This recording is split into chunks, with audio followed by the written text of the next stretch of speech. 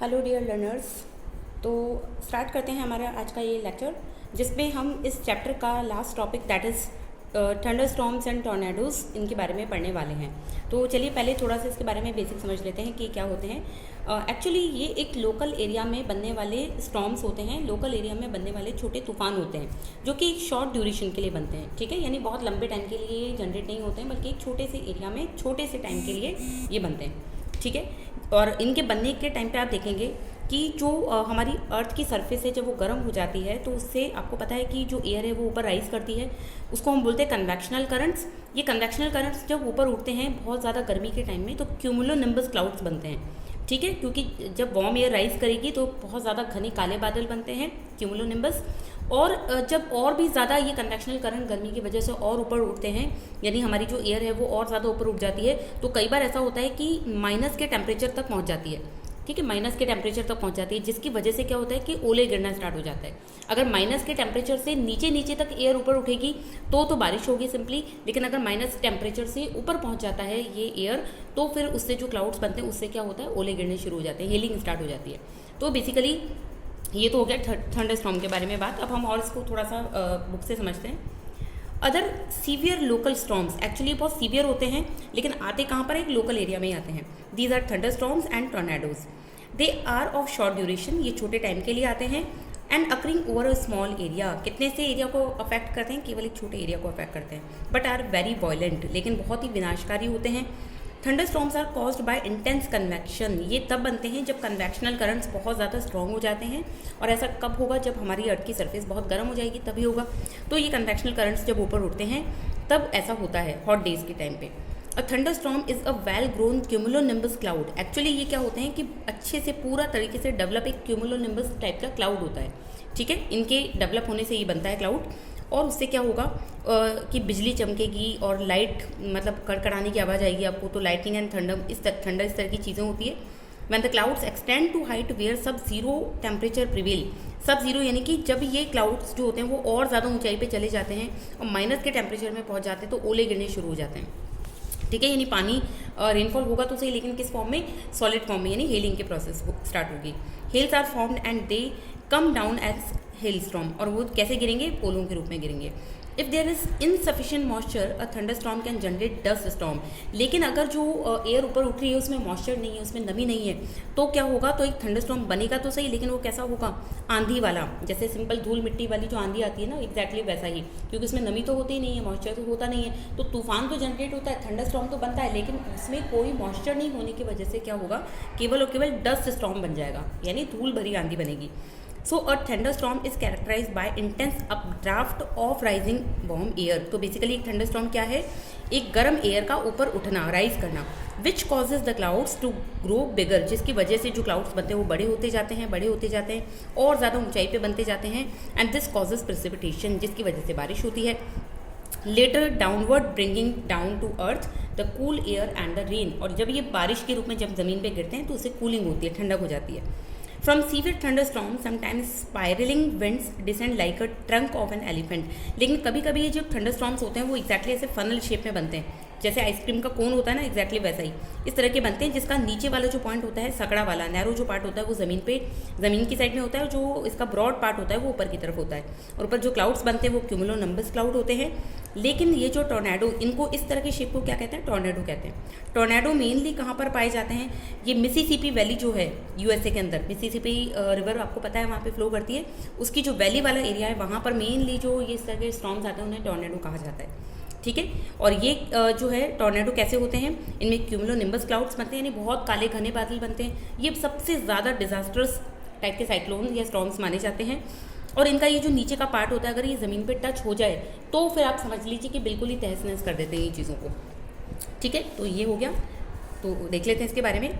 So it from severe thunderstorm sometimes spiralling winds descend like a trunk of an elephant, यानी इनका जो नीचे का हिस्सा होता है वो कई बार एलिफेंट की सूंड के जैसा दिखाई देता है, ट्रंक के जैसा दिखाई देता है। With very low pressure at the centre, इसके सेंटर में बहुत ही कम बहुत लो प्रेशर होता है। Causing massive destruction on its way, जिसकी वजह से बहुत ज़्यादा विनाशकारी होते हैं। और इस तरह की जो स्टॉर्म्स होते हैं उनको हम टॉर्नेडो कहते हैं। These are generally occur in middle latitudes, ये मध्य अक्षांशों पे आते हैं। मिडिल लैटिट्यूड्स मैंने आपको बताया था कौन से होते हैं, उन लैटिट्यूड्स पे ही आते हैं। So the tornado over the sea is called water spout. लेकिन अगर ये कभी वाटर के ऊपर बनते हैं, सी पे बनते हैं, तो इनको वाटर स्पाउट कह दिया जाता है, ठीक है। फिर है these violent storms are the manifestation of the atmospheric adjustment to varying energy distribution. लेकिन ये स्टॉर्म्स जब आते हैं तो बेसिकली इनका काम क्या होता है, हमारी अर्थ के ऊपर एनर्जी को डिस्ट्रीब्यूट करना, ठीक है। The potential and heat energy are converted into kinetic energy. और ये जो होते हैं, जो जितने भी साइक्लोन्स या स्टॉर्म्स, इसमें क्या होता है कि जो हीट एनर्जी होती है वो बेसिकली काइनेटिक एनर्जी में, गतिज ऊर्जा में कन्वर्ट हो जाती है, जिससे ये गोल गोल घूमते हैं और आगे की तरफ चलते हैं। तो this was all about this chapter. और यहाँ पर हमारा ये जो चैप्टर है atmospheric circulation and weather system, ये कंप्लीट हो जाता है। और उम्मीद करती हूँ आपको ये चैप्टर अच्छा लगा होगा। तो अब मैं इसी लेक्चर में अपना एक नया टॉपिक शुरू कर रही हूँ, which is the water in atmosphere, यानी एटमॉस्फेयर में वाटर किन किन फॉर्म्स में पाया जाता है। तो देखिए, ये पैराग्राफ पढ़ाने से पहले मैं आपको पहले बेसिक बातें बताती हूँ। देखिए, वाटर जो है हमारे एटमॉस्फेयर में, आपको पता है सॉलिड, लिक्विड एंड गैसियस तीनों रूप में पाया जाता है, ठीक है, जिसको हम प्रेसिपिटेशन बोल देते हैं, यानी कि वर्षण बोल देते हैं। प्रेसिपिटेशन यानी कि सॉलिड, लिक्विड एंड गैसियस तीनों फॉर्म्स के अंदर बारिश जब होती है तो उसको हम प्रेसिपिटेशन बोलते हैं, ठीक है, वर्षण बोलते हैं। अब ह्यूमिडिटी भी एक पार्ट है। ह्यूमिडिटी का मतलब क्या होता है? ह्यूमिडिटी का मतलब होता है कि हवा में जो आर्द्रता है, जो नमी है, जो हमें फील होती है ना नमी होना, वो नमी ही ह्यूमिडिटी होती है या मॉइस्चर होता है, ठीक है। अब आपको एक बात समझनी है कि जो वाटर होता है, जब आपको उसको गैस में कन्वर्ट करना है, अगर सपोज़ कीजिए आपके पास में लिक्विड फॉर्म में वाटर है, आप उसको गैस में कन्वर्ट करना चाह रहे हैं, तो आप क्या करेंगे? उसको हीट देंगे। हीट देने से क्या होगा? उसमें इवेपोरेशन होगा, यानी पानी भाप बनने स्टार्ट हो जाएगा। तो ये जो वाटर से गैस में कन्वर्ट होने की प्रोसेस होती है, that is known as evaporation, यानी वाष्पीकरण। लेकिन अगर आपको गैस को वापस वाटर में कन्वर्ट करना हो तो आप क्या करेंगे? कंडेंसेशन, यानी संघनन। तो ये दोनों, इवेपोरेशन एंड कंडेंसेशन, एक दूसरे की ऑपोजिट प्रोसेस होती है, ठीक है। और बेसिक डिफरेंस और देखते हैं इनमें। इवेपोरेशन मीन्स लिक्विड से गैस में कन्वर्ट होना, कंडेंसेशन मीन्स गैस से लिक्विड में कन्वर्ट होना। इवेपोरेशन जब होता है तो हमें एनर्जी देनी पड़ती है। अगर आप वाटर को नीचे से हीट नहीं देंगे, इसको गर्म नहीं करेंगे पानी को, तो फिर वो गैस में कन्वर्ट कैसे होगा? इट मीन्स ये जो पानी होता है ये क्या करता है? हीट को एब्जॉर्ब कर लेता है, तो सोख लेता है। तो लिक्विड को जब गैस में कन्वर्ट करना हो तो हम इसको हीट देते हैं और उस हीट को ये क्या करता है? पानी एब्जॉर्ब कर लेता है, ठीक है। और कंडेंसेशन में क्या होगा? कंडेंसेशन के अंदर जो हीट होती है ऑलरेडी गैस के अंदर, वो रिलीज होती है, वो अपने अंदर से उसको निकाल देता है, तभी तो वो वाटर में कन्वर्ट होगा, वरना हीट में ही रह जाएगा। तो इसमें बेसिकली रिलीज होता है। तो कंडेंसेशन तो क्या करता है? अपने हीट को रिलीज करता है, और इवेपोरेशन बेसिकली हीट को एब्जॉर्ब करता है। ये चीज़ें आपको ध्यान रखनी है। अब एक और वर्ड यूज़ होता है सब्लिमेशन। सब्लिमेशन का मतलब होता है कि जब आप गैस को डायरेक्टली सॉलिड में कन्वर्ट करो। देखिए, तीन चीज़ें होती है, एक तो होता है सॉलिड, एक होता है लिक्विड, एक होता है गैस। सॉलिड से लिक्विड में अगर आपको जाना है तो अलग प्रोसेस है, लिक्विड से गैस में जाना है तो अलग प्रोसेस है, फिर गैस से लिक्विड पे आना है तो अलग प्रोसेस है, और लिक्विड से गैस सॉलिड पे आना है तो अलग प्रोसेस है।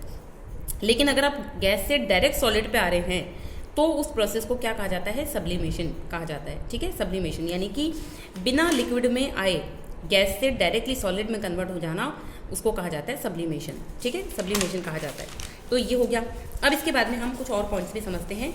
देखिए, अगर आपके पास में आइस है, आइस कैसा है? सॉलिड फॉर्म है, ठीक है। वाटर कैसा है? लिक्विड फॉर्म है। और वाटर वेपर कैसा है? गैस फॉर्म में। तीनों फॉर्म से आइस से अगर आपको वाटर बनाना है तो आप क्या करेंगे? आइस को थोड़ा सा पिघलाएंगे, मेल्ट करेंगे उसको, यानी आप उसको टेम्परेचर देंगे। टेम्परेचर कितना देना पड़ेगा? 79 कैलोरी। तो फिर ये वाटर में बदल जाएगा। अब ये 79 कैलोरी जो आपने इसको दी थी हीट, वो आइस से वाटर में कन्वर्ट तो कर दिया इसने इसको, लेकिन वो हीट कहाँ गई?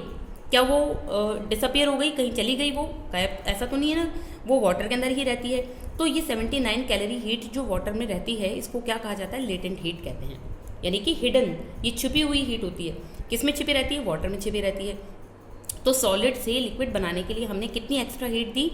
79 कैलोरी दी। तो ये 79 कैलोरी क्या हो गई? लेटेंट हीट हो गई। ऐसे ही वाटर को अगर आपको गैस में कन्वर्ट करना है, यानी वेपर बनाना है, तो फिर आपको अगेन इसको हीट करना पड़ेगा, तभी जाके तो पानी बॉईल होगा और फिर वो गैस में कन्वर्ट होगा। तो कितनी हीट देनी होगी? 607 कैलोरी आपको हीट देनी पड़ेगी, तब जाके वो वेपर में कन्वर्ट हो जाएगा। तो ये 607 भी क्या हो गई? ये भी लेटेंट हीट हो गई। तो बेसिकली लेटेंट हीट यानी कि गुप्त ऊष्मा क्या होती है? Latent heat is the heat और एनर्जी दैट इज एब्जॉर्ब्ड और released during the phase change of substance. जब भी आप एक चीज़ का रूप बदल के दूसरे में कन्वर्ट करते हो, जैसे आइस को हमने वाटर में बदला, वाटर को हमने वेपर में बदला, तो जब आप उसकी जो अवस्थाएं होती हैं, उसकी जो फेजेस होते हैं, जब आप उन्हें चेंज करते हैं तो उसके लिए आपको इनको हीट देनी पड़ती है। और वो एनर्जी या हीट ही क्या कहलाती है? लेटेंट हीट कहलाती है। और उस हीट को कई बार ये एब्जॉर्ब भी करते हैं, कई बार ये रिलीज भी करते हैं अपने अंदर से। ठीक है, अगर आप आइस से वेपर की तरफ चलेंगे तो आप ये सब एब्जॉर्ब करेंगे, वेपर से वापस आइस की तरफ आएंगे तो रिलीज करेंगे। ठीक है, दोनों प्रोसेस होती है, एब्जॉर्ब भी होगा, रिलीज भी होगा। अब बात आती है टाइप्स ऑफ ह्यूमिडिटी की। देखिए, हमने यहाँ तक ह्यूमिडिटी के बारे में सब समझ लिया कि ह्यूमिडिटी क्या होती है, सारी चीज़ हमने समझ ली। अब बात आती है 3 तरह से हमें ह्यूमिडिटी पढ़नी है। 3 तरह की होती है ह्यूमिडिटी, हम तीनों के बारे में पढ़ेंगे। एक होता है एब्सोल्यूट ह्यूमिडिटी, एक होता है रिलेटिव ह्यूमिडिटी, एक होता है स्पेसिफिक ह्यूमिडिटी। 3 टाइप्स होते हैं ह्यूमिडिटी के, ये तीनों हम पढ़ लेते हैं। ठीक है, उससे पहले थोड़ा सा बुक से देख लेते हैं। You have already learned that the air contains water vapour. हमें पता है कि हमारी जो एयर होती है उसमें नमी होती है, वाटर वेपर होती है। ये हमने एटमॉस्फेयर के चैप्टर में पढ़ा था। It varies from 0 to 4%। ये भी हमने पढ़ा था कि इसकी सबसे कम से कम क्वांटिटी 0 हो सकती है, जो कि पोल्स पे होती है, और सबसे ज़्यादा 4 तक हो सकती है। 4 कहाँ पे मिलेगी? आपको इक्वेटोरियल रीजन में मिलेगी। इसलिए इसकी रेंज जो होती है वो 0 से 4% तक होती है, एटमॉस्फेयर में पाई जाती है। And it plays an important role in the weather phenomena. इसके होने की वजह से ही तो बारिश होती है, कंडेंसेशन होता है, क्लाउड्स बनते हैं, तो फिर वेदर फिनोमिना में ये एक इम्पॉर्टेंट रोल प्ले करती है। Water is present in the atmosphere in 3 forms. आपको पता है कि पानी हमारे एटमॉस्फेयर में 3 फॉर्म्स में होता है, गैशियस, लिक्विड एंड सॉलिड, जो कि अभी मैंने आपको बताया था। The moisture in the atmosphere is derived from water bodies. अब ये जो नमी हमें मिलती है, ये जो मॉइस्चर हमें फील होता है, ये कहाँ से आता है? वाटर बॉडी से आता है। जितने भी पानी के सोर्सेज हैं उनसे हमें मिलता है, जैसे कि कोई ओशन हो सकता है, कोई सी हो सकता है, कोई छोटी वाटर बॉडी भी हो सकती है। और मिलता कैसे है? किस प्रोसेस के थ्रू? इवेपोरेशन के थ्रू। क्योंकि वाटर बॉडी से पानी जैसे ही टेम्परेचर बढ़ेगा तो भाप बन के एटमॉस्फेयर में चला जाएगा, इवेपोरेशन हो जाएगा। And from plant through transpiration. केवल इवेपोरेशन से ही नहीं मिलता है, बल्कि एक और चीज़ है जो भी हमें इवेपोरेशन, जो भी हमें जो है वाटर वेपर या फिर मॉइस्चर हमें देती है, वो क्या है? जब प्लांट्स अपने अंदर से पानी को रिलीज़ करते हैं, आपने देखा होगा प्लांट्स की पत्तियों के ऊपर छोटे छोटे से ड्रॉपलेट्स होती है, पानी की बूंदें होती है। उस प्रोसेस को हम क्या कहते हैं? जब प्लांट्स अपने अंदर से पानी को रिलीज़ करते हैं, हीट को, वाटर वेपर को रिलीज़ करते हैं, तो उसको हम बोलते हैं ट्रांसपिरेशन। ये ट्रांसपिरेशन के थ्रू भी एटमॉस्फेयर में वाटर की मात्रा बढ़ जाती है। So there is a continuous exchange of water between the atmosphere. इस तरीके से कंटिन्यू जो पानी है वो, इस तरह से कंटिन्यू पानी जो है वो यहाँ से वहाँ अलग अलग फॉर्म्स में पहुँचता रहता है। ठीक है, अब इसके बाद में आगे बात करते हैं। Water vapour present in the air is known as humidity. जो वाटर वेपर हमारे एयर में प्रेजेंट होता है उसी को हम क्या कह देते हैं? ह्यूमिडिटी कह देते हैं। ठीक है, अभी मैंने आपको बताया था it is expressed quantitatively in different ways. इसको हम अलग अलग तरीके से शो करते हैं। जो तीनों तरीके कौन से हैं? जो टाइप्स मैंने अभी आपको बताए थे वही तीनों टाइप्स। ठीक है, तो अब इनके बारे में 1 by 1 बात करते हैं। पहले मैं अपने नोट से समझाती हूँ, फिर हम बुक से पढ़ेंगे। सबसे पहले बात करते हैं एब्सोल्यूट ह्यूमिडिटी की। एब्सोल्यूट ह्यूमिडिटी को हम ग्राम पर क्यूबिक मीटर में शो करते हैं। ठीक है, इसकी जो यूनिट होती है, जैसे हम मीटर किलोमीटर लिखते हैं, वैसे इसको शो करने के लिए ग्राम पर क्यूबिक मीटर लिखा जाता है। ठीक है, ये क्या होता है? It is a total weight of moisture per unit volume of air. यानी कि जो आपके पास में मान लीजिए एयर है, उस एयर में मॉइस्चर का कितना भार है, कितना वेट है ना, आर्द्रता का कितना वेट है उसमें, उसको कहा जाता है एब्सोल्यूट ह्यूमिडिटी। यानी पहले से सपोज कीजिए, इसको एक एग्जांपल से भी मैं आपको समझाऊंगी कि it is the amount of moisture present in the air, कि आपके आसपास में जो एयर है उसमें कितनी नमी ऑलरेडी अभी आपको फील हो रही है, कितनी नमी उसमें मौजूद है, अभी कितनी प्रेजेंट है नमी, उस नमी को कह दिया जाता है एब्सोल्यूट ह्यूमिडिटी। ठीक है, और इस ह्यूमिडिटी के ऊपर टेम्परेचर के बढ़ने का या कम होने का कोई फ़र्क नहीं पड़ता है। ठीक है, और ये डिक्रीज़ कहाँ से कहाँ होती है? इक्वेटर से पोल्स की तरफ जाते हैं तो ये डिक्रीज़ हो जाती है, ओशन से कॉन्टिनेंट्स की तरफ आते हैं तो ये डिक्रीज़ हो जाती है। ठीक है, बेसिकली पानी वाले सोर्सेज के ऊपर ये ज़्यादा पाई जाती है, लेकिन टेम्परेचर के बढ़ने घटने का इस पर कोई असर नहीं पड़ता है। तो मेनली ये क्या है, जो मॉइस्चर हमारी हवा में प्रेजेंट है वो उसको एब्सोल्यूट ह्यूमिडिटी कहते हैं। इसको एक एग्जांपल से समझ सकते हैं। मान लीजिए कि जो है आपने 2 रोटी खा रखी है ना, 2 चपाती आपने खा रखी है, और 2 चपाती और आप खा सकते हो, अभी आपको इतनी भूख है, तो जो 2 आपने खा रखी है ना, वो वाली 2 चपाती ही क्या है? एब्सोल्यूट ह्यूमिडिटी है। यानी एयर के अंदर पहले से कितनी मॉइस्चर है वो कहलाती है एब्सोल्यूट ह्यूमिडिटी। ठीक है, अब बात आती है एक और टर्म की, हम बात करते हैं ह्यूमिडिटी कैपेसिटी। ह्यूमिडिटी कैपेसिटी यानी कि आर्द्रता सामर्थ्य, ये क्या है? ये वो क्षमता है, वो कैपेसिटी है कि एयर में अभी और कितनी कैपेसिटी की और कितनी नमी वो और ले सकती है। जैसे कि आपने 2 चपाती खा रखी है, दैट इज़ एब्सोल्यूट ह्यूमिडिटी। लेकिन अभी आप और 2 खा सकते हो, और 2 आप खा सकते हो, दैट इज़ ह्यूमिडिटी कैपेसिटी। तो एयर में जितनी नमी प्रेजेंट है वो तो एब्सोल्यूट ह्यूमिडिटी है, और कितनी नमी वो और एब्जॉर्ब कर सकती है अपने अंदर, उसको कहा जाएगा ह्यूमिडिटी कैपेसिटी। ठीक है, सो इसको हम समझ सकते हैं how many sweets you can eat, कितनी स्वीट्स आपने खा रखी है वो तो है। मान लीजिए आपने 2 गुलाब जामुन खा रखे हैं तो दैट इज़ एब्सोल्यूट ह्यूमिडिटी, और 2 आप खा सकते हो, या हो सकता है उससे ज़्यादा खा सकते हो, तो दैट इज़ ह्यूमिडिटी कैपेसिटी। ठीक है, अब ये क्या होगा? When actual amount and capacity become equal it is called saturation. अब क्या होगा? मान लीजिए कि आपने 5 गुलाब जामुन खाए हुए हैं, ठीक है, 5 आपने खा रखे हैं, और जो आपकी कैपेसिटी कितनी थी? 5 की थी, कि भाई मैं तो 5 ही खा सकता हूँ, है ना। तो 5 ही खा सकते हो और 5 ही आपने खा रखे हैं, तो दोनों की क्वांटिटी बराबर हो गई ना। इसका मतलब जो एयर होती है वो सैचुरेट हो जाती है, यानी कि जितनी नमी उसमें है उतनी ही नमी उसको और चाहिए थी, यानी जितनी चाहिए थी उतनी नमी उसको मिल गई। अब उसको और नहीं चाहिए, तो वो एयर कैसी हो गई? सैचुरेट हो गई बिल्कुल, कि अब नहीं खाया जाएगा। हम कहते हैं ना बस अब तो बिल्कुल अगर और ज़्यादा खाया तो अब तो भाई हालत ख़राब हो जाएगी। तो बस वही वाली कंडीशन जो होती है वो सैचुरेशन कहलाती है एयर की, कि जितनी नमी एयर अपने अंदर एब्जॉर्ब कर सकती है उतनी उसको मिल चुकी है, तो वो कैसी हो गई? सैचुरेट हो गई। ठीक है, और जिस टेम्परेचर पे वो सैचुरेट होती है उस टेम्परेचर को हम कहते हैं ड्यू पॉइंट, इसको हिंदी में बोलते हैं ओसांक बिंदु। ठीक है, ओसांक बिंदु उसे कहा जाता है। ड्यू पॉइंट वो टेम्परेचर होता है जिसपे एयर सैचुरेट हो जाती है। ठीक है, संतृप्त हो जाती है, तृप्त हो गई बिल्कुल, कि बस और नहीं चाहिए। ठीक है, तो ये 2 टर्म्स आपको समझ में आ गई। अब ये जो कैपेसिटी होती है ना, इसके ऊपर टेम्परेचर के बढ़ने या घटने का इफेक्ट होता है। टेम्परेचर अगर बढ़ेगा तो कैपेसिटी भी बढ़ेगी, टेम्परेचर अगर कम होगा तो कैपेसिटी भी कम हो जाएगी। ठीक है, आपको ये ध्यान रखना है। नेक्स्ट आता है स्पेसिफिक ह्यूमिडिटी। ये क्या होता है? It is a ratio of water vapour to the weight of moist air. मान लीजिए कि कोई एयर है आपके पास में जिसमें नमी है, ठीक है, उसमें नमी है आपके पास में, उस एयर के अंदर, उस नमी वाली एयर के अंदर वाटर वेपर कितना है, कितना वाटर वेपर उसमें है, वो जो रेशो है इस एयर का और इस वाटर वेपर का जो इसमें है, इन दोनों का जो अनुपात होता है, जो रेशो होता है, उसी को हम स्पेसिफिक ह्यूमिडिटी कहते हैं। ये भी इक्वेटर से पोल्स की तरफ कम होती जाती है, और इसको हम ग्राम में शो करते हैं। ठीक है, ग्राम लिख के हम इसे शो करते हैं। फिर बात आती है रिलेटिव ह्यूमिडिटी की, यानी कि सापेक्षिक आर्द्रता। इसे परसेंटेज में दिखाया जाता है। ठीक है, ये बहुत इंपॉर्टेंट है क्योंकि जो रेनफॉल होता है उसके लिए ये रिस्पॉन्सिबल होती है। ये क्या चीज़ है? ये बेसिकली ये जो एब्सोल्यूट ह्यूमिडिटी अभी हमने पढ़ा था, इस एब्सोल्यूट ह्यूमिडिटी और इस ह्यूमिडिटी कैपेसिटी का अनुपात होती है, रेशो होती है, और साथ में हम क्या करते हैं? मल्टीप्लाई बाय 100 कर देते हैं। तो ये बेसिकली अनुपात होता है किसका? कि कितना नमी ऑलरेडी एयर में है और साथ में कितनी और आ सकती है, यानी कितनी एब्सोल्यूट ह्यूमिडिटी और कितनी कैपेसिटी है, इन दोनों का रेशो ही मल्टीप्लाई बाय 100 से करने पर हमें रिलेटिव ह्यूमिडिटी मिलती है। ठीक है, अब रिलेटिव ह्यूमिडिटी 100% अगर हो जाए तो उसका मतलब है सैचुरेशन हो गया, यानी कि जितनी एयर को नमी चाहिए थी उतनी उसको मिल जाए तो हम क्या कहेंगे कि सैचुरेशन हो गया। इसका मतलब रिलेटिव ह्यूमिडिटी 100% हो गई, अब और उसमें नहीं आ सकती, यानी ह्यूमिडिटी कंप्लीट हो गई। और टेम्परेचर अगर बढ़ेगा तो रिलेटिव ह्यूमिडिटी घटेगी, अगर टेम्परेचर कम होगा तो रिलेटिव ह्यूमिडिटी बढ़ेगी। दोनों में ऑपोजिट रिलेशन है, इन्वर्स रिलेशन है। ठीक है, एग्जाम्पल से हम इसको देखते हैं। एक एग्जाम्पल देखते हैं। मान लीजिए कि एयर के अंदर एब्सोल्यूट ह्यूमिडिटी कितनी है? 25, यानी पहले से नमी कितनी है एयर में? 25 है। और कितनी आ सकती है कैपेसिटी, यानी और कितनी आ सकती है? 50 आ सकती है।